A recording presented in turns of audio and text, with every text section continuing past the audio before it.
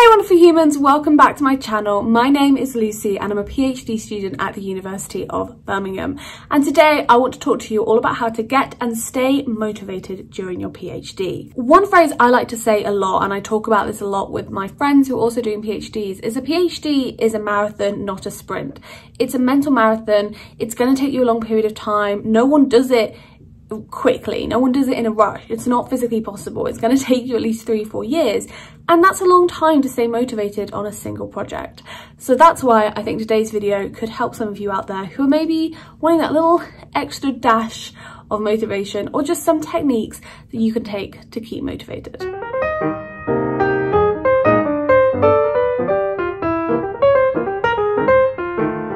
So the first thing I think that really helps me with my motivation is setting goals. And you might be sitting there thinking, isn't the whole getting a PhD the goal? It is, but I would argue it's too big. In this instance, what I mean is you want to set a goal that is closer to what you're doing in that particular moment. I try and set goals in roughly 3-month sprints, as I call them. And basically what you want to do here is you want to say to yourself, to your supervisor, to whoever you want to kind of be held accountable to, for the next 3 months, I'm going to focus on blank. For example, I could say, okay, from now until March, I'm going to focus on my first chapter on the queer body, and I'm going to make sure I kind of really get into that. Now that is a goal. It's a little wishy-washy. So what we then want to do is we want to say, okay, how can I make this goal measurable? How can I make it so that when it gets to March, I know whether I've completed it or not? And the way we do that is you either set a word count, or you say you want to be on this round of edits, or you want to have closely read this many books. Set a goal that is big enough that it's something to achieve to. It's not too big that you're just going to be overwhelmed. And it's also something that you can measure and hold yourself accountable for. And I find that doing this really helps with my motivation because it gives me a clear focus to aim for during that 3-month period, or however long you want to set the goal for. So the second thing you can do to help you stay motivated is look for the enjoyment and the positives within your goals. Now, doing a PhD, there are always going to be aspects of it that you don't like and you don't enjoy, and that is completely normal. There are aspects of doing a PhD that I really dislike and I put off for a long time. So you want to set goals that interest you. And I realise this isn't always possible because there are always elements of a PhD that you can't do. But in general, what I mean by this is set goals that you want to set. Focus on things that you want to focus on right now. Don't be persuaded by what other people you know who are doing a PhD are doing, what your supervisor thinks you should be doing. Look inside yourself, look at your research, and really figure out, okay, what do I think I need to focus on for the next 3 months? And obviously then you want to talk to your supervisors about it. You want to make sure you're not going completely off piece and doing something that just isn't relevant. But ultimately, you're the one who's going to be doing the work. So you need to be the one who's passionate and motivated and inspired to do this goal. So don't let anybody else set this goal for you. It really does have to come from you, and that will help you so much to stay motivated to achieve it. Now, on a similar note to that, you can't always set goals that you're 100% keen on.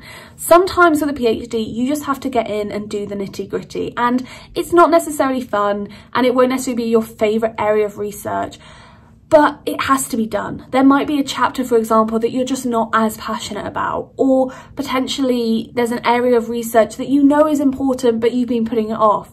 Or maybe there's a critic that is super big in your field but you just don't get why and you don't understand them, but you know you need to get your head around it if you want to contribute and make good, mature, analysed contributions to your field. So this is what I mean when sometimes, even though I've just told you set goals you want to set, sometimes that means setting goals that you might not want to do, but you know you need to do.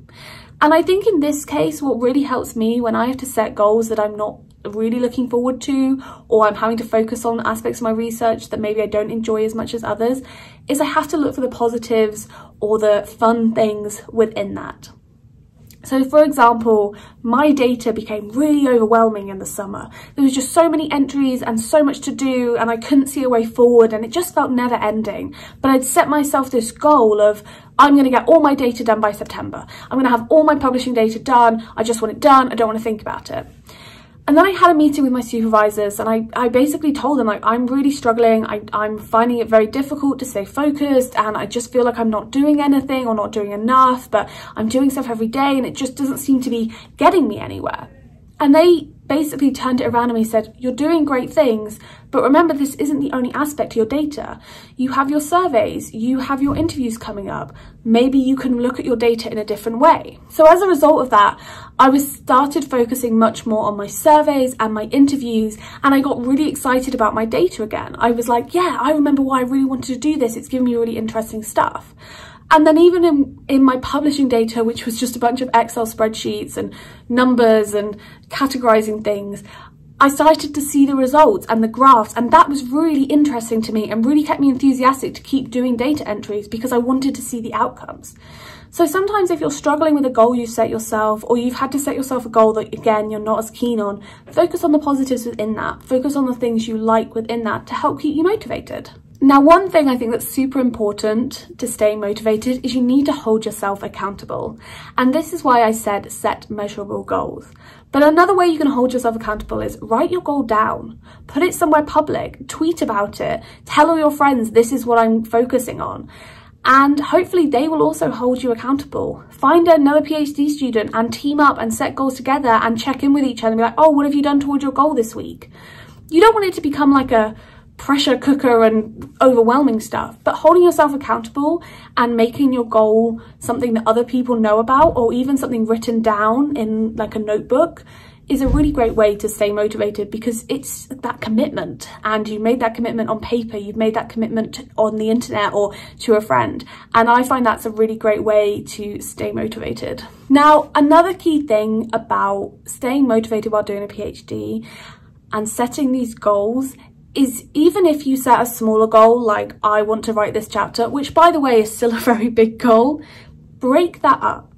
Once you've kind of got into a little bit, you'll start to see within your goal there will be different aspects you need to focus on. For example, with writing a chapter, you will probably realize, okay, I need to research these sort of 2 or 3 areas, and I need to close read these 3 books, and I want to write roughly this amount of words on this topic and this on this topic, and then I need to bring it all together. Write down those smaller goals within your larger goals, because they're the ways that you're going to stay motivated and feel like you're still achieving something during that 3-month process. Because 3 months is a long time to go without checking anything off on a to-do list. So break everything down. Now, what I do is I break things down monthly and then weekly. So although my overall arcing goal at the moment might be my data, every time I have a supervision meeting, I come out with actions to do, and I use those actions to inform what I'm going to do on a daily basis. So my monthly actions, which are fed into my goal, inform my daily actions. And I find that's a way to keep me motivated, because I'm still ticking stuff off. I can still see I'm doing something every single day, but I can also then see how it's contributing both to my monthly workload and also then to my larger 3-month goal. So I find breaking down tasks and setting clear goals and celebrating the small wins is a really great way to keep me motivated. And I've talked about this before in my dyslexia video, because I love lists and to-do lists, and I think it's partly because of my dyslexia, because it really helps me stay motivated and gives me clear instructions of what I need to do, whereas sometimes I get overwhelmed if I have large things I need to do. I think another important thing, both just in general as a PhD student, but also for staying motivated, is you need to realise you're not doing this alone. And as a humanities PhD student, and I'm sure other PhD students as well, but particularly as a humanities student, you can feel like you're alone a lot of the time. You're the only one really doing your research. You'll spend a lot of time in the library researching, or at your desk writing, or in my case, at your desk doing surveys. But the point is, you will spend a lot of it alone, so it can be really easy to feel isolated. And that isolation can really affect your motivation, because you kind of end up feeling like, what's the point? I'm the only one doing this. No one's going to care if I don't work today. And it's really easy to slip into that mindset and end up not doing stuff and procrastinating a lot. And I've definitely been there. I've had whole weeks where I'm like, if I don't work this week, who's really gonna know? I'll catch up next week. But that's why it's so important as a PhD student and as someone in general, is to realise we're never alone. And especially if you want to stay motivated with things, Reach out to people, join workshops. I know some people at the University of Birmingham who are part of writing workshops. So every evening they will all be on Zoom together and they will write together and they'll check in with each other and they'll have set goals and they'll say, okay, we'll check in an hour's time and see how we're all doing. Or even more informally, set up like a research group with your flatmates if you live with other PhD students. It doesn't matter if you're not researching the same thing, but it's about having those people around you to work with you. And also, of course, don't forget you've got your supervisors. Your supervisor team is so important. And if you're ever feeling like you can't do this, or you're feeling alone, or you're feeling isolated, reach out to your supervisors, because they will be able to support you in probably ways that a lot of other people won't, because they know about your research. Outside of yourself, they're probably the ones who know it best. So if you're struggling, or if you feel like you have reached this block and it's stopping you from progressing, reach out to them, send them an email. That's what they're there for. So a key part of staying motivated is realizing you're not alone. And even more importantly, if you are feeling overwhelmed and you just feel like, okay, I can't do it today, that's okay. Take a break, go see your friends, have a day off, let your brain relax and recharge. You don't need to be working on something 100% of the time to still be making progress towards it. And it's about getting that balance between rewarding yourself with time off and small treats and, you know, let's say, okay, I'm going to write 500 words this week, and if I get to the end, I'm going to let myself go for a walk in the park. I would argue you should let yourself go for a walk in the park anyway, but what I mean is give yourself a treat. Work towards something, reward yourself, be that seeing friends, watching a movie, baking a cake, eating chocolate. I don't mind what you do, but set something so that you don't feel so alone, and so that actually you have an incentive and a positive incentive to get the work done apart from just getting it done. So those are things I do to help me stay motivated as a PhD student. And I realise some of these are really simple and you've probably heard them other places, but I find them super useful and they've really helped me progress and stay on track and not feel as helpless over the last few months as I think it would have been easy to do given everything that's going on. And as always, if you have any questions or comments or just want to reach out to me and chat about anything PhD related, I can always be found on my Instagram or in the comments down below. And I'll see you next Sunday. Bye!